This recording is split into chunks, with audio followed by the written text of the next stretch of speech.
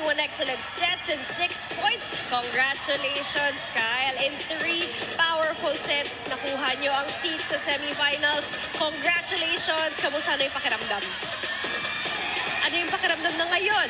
You finally secured the last spot for the semifinals. Yes. I'm just so happy right now na nakapasok kami sa semifinals. Siyempre, yung team naman, isa-isa lang din yung goal. First is makapasok ng quarterfinals and now, nakuha namin yung goal namin for today, which is makapasok ng semi. So, super happy. And Kyle, kanina, all throughout the sets, you were helping spreading the offense, but at the same time, you were creating offense yourself. So, ano yung sekreto dun sa apoy mo kanina all sets long? Siguro disiplina lang din talaga.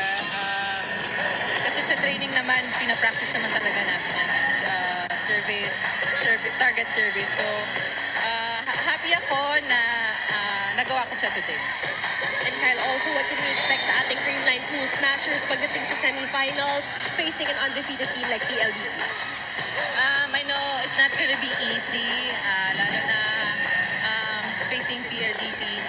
Siyempre, mataas din yung kumpiyansa nila this conference. Kami, focus lang kami sa team lines, sa system, tiwala sa system, tiwala sa mga coaches, and kung anong tatrabahuhin namin sa training pala.